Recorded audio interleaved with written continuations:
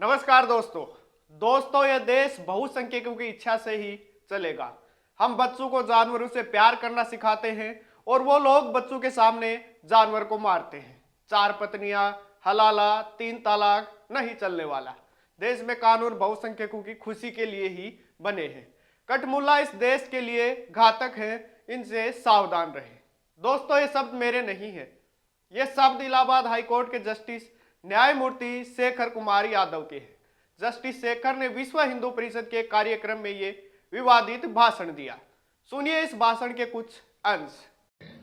लेकिन जो कठमुल्ला है, जिसे कह लीजिए आप, शब्द गलत है, लेकिन कहने में गुरेज नहीं है, क्योंकि वो देश के लिए घातक हैं, बिगाड़ने वाले लोग हैं, जनता को बहलाने वाले लोग हैं, देश आगे न बढ़े इस प्रकार के लोग हैं। उनसे सावधान रहने की जरूरत है। तो सुना आपने, एक न्यायाधीश का इस प्रकार बिना सोचे समझे नकारात्मकता से भरी हुई टिप्पणी करना यह बताता है कि हमारा संविधान, जिसकी पालना व गरिमा को बचाने की जिम्मेदारी जिन कंधों पर है, उन्हें इनकी कोई परवाह नहीं है।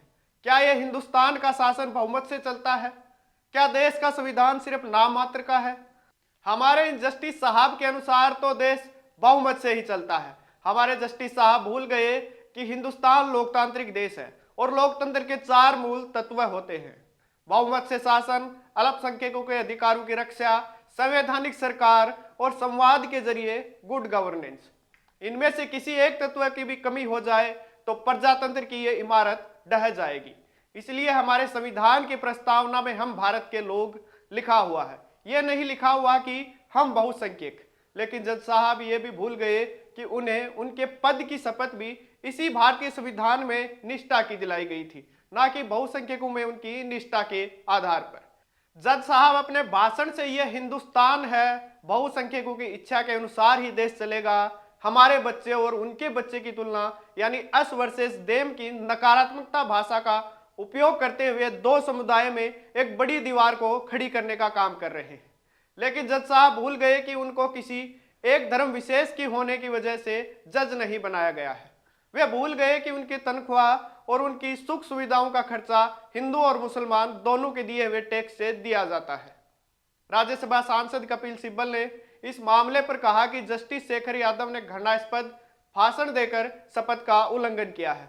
वहीं सिब्बल ने कहा कि विपक्षी सांसदों के साथ मिलकर शेखर यादव के खिलाफ महाभियोग प्रस्ताव का नोटिस देंगे। इन सब के बीच अब बड़ा सवाल यह है कि क्या महाभियोग से जज को हटाया जा सकता है? उससे पहले यह जान लेते हैं कि महाभियोग प्रस्ताव की प्रक्रिया कैसे शुरू होती है। संसद के किसी एक सदस्य लोकसभा या राज्यसभा में जज के खिलाफ महाभियोग प्रस्ताव को पेश किया जा सकता है। इस प्रस्ताव को पेश करने के लिए एक निश्चित संख्या में सांसदों के समर्थन की आवश्यकता होती है।